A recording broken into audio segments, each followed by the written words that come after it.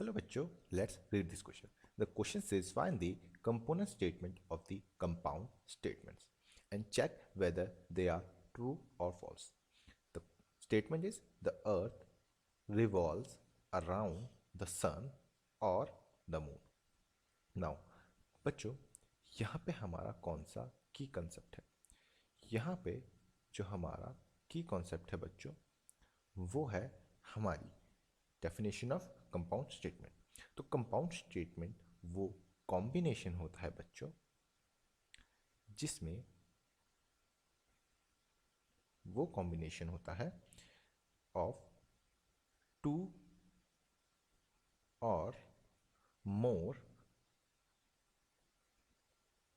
Simple statement, यानी कि वो कॉम्बिनेशन जिसमें दो या दो से ज़्यादा सिंपल स्टेटमेंट्स हैं. सो अब बच्चों हम यहाँ पे इस क्वेश्चन को देखते हैं. तो हमें यहाँ पे क्या दिया गया है? हमें जो हमारी कंपोनेंट स्टेटमेंट है उसको पहले हम कंपाउंड स्टेटमेंट में ब्रेक करते हैं. तो हम यहाँ पे लेट कर लेते हैं, लेट पी. हम पी को लेट करते हैं कि जो हमारी स्टेटमेंट है, statement given the earth revolve around the sun और द मून. तो हम पी को लेट करते हैं कि जो अर्थ है, द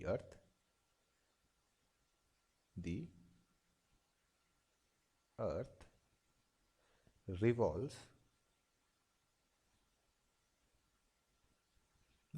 अराउंड द सन, यानी कि जो हमारी अर्थ है वो सन के चक्कर लगा रही है, द सन. और हम यहाँ पे लेट करते हैं, लेट क्यू जो हमारी है उसको बोल देते हैं हम कि द अर्थ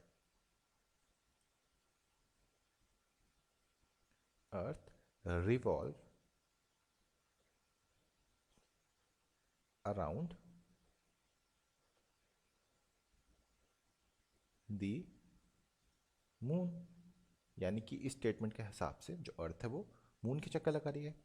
अब बच्चों हम यहाँ पे देखते हैं, हमने पढ़ा है कि जो अर्थ है वो सन के चक्कर लगाती है, तो यानी कि ये स्टेटमेंट तो हमारी ट्रू है. और यहाँ पे जो बोल रहा है कि जो अर्थ है वो मून के चक्कर लगा रही है, बल्कि जो फॉल्स है, बल्कि मून हमारी अर्थ के चक्कर लगाता है, तो ये स्टेटमेंट यहाँ पे फॉल्स है. अब बच्चों हम यहाँ पे क्या करते हैं, हम यहाँ पे अब और टेबल देखते हैं, यानी कि जिसे हम बोल सकते हैं ट्रुथ टेबल. तो हम यहाँ पे क्या करते हैं, हम यहाँ पे लिख लेते हैं अपनी, ये हमारी स्टेटमेंट P, ये है स्टेटमेंट Q, और यहाँ पे P और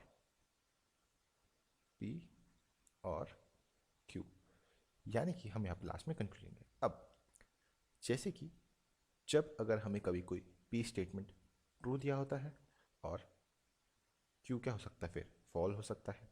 जब P फॉल हो सकता है तो ट्रू Q क्या हो सकता है, ट्रू हो सकता है.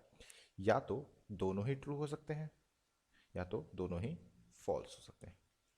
सो अब बच्चों पहली कंडीशन के हिसाब से जब अगर हमारा P ट्रू है और Q फॉल्स है तो P और Q हमारा ट्रू होता है.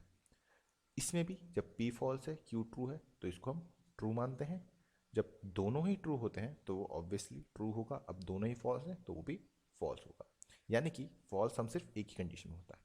और हमें पता है बच्चों कि ट्रू को हम, जो हमारा ट्रू स्टेटमेंट होता है उसको हम 1 से डिनोट करते हैं और फॉल्स स्टेटमेंट को हम डोनेट करते हैं 0 से. सो अब हम अपने क्वेश्चन की तरफ चलते हैं.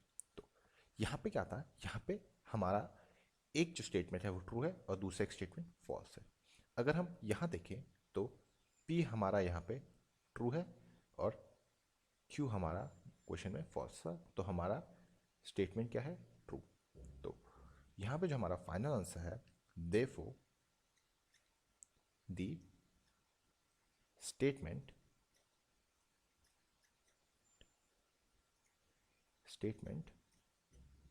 Is true.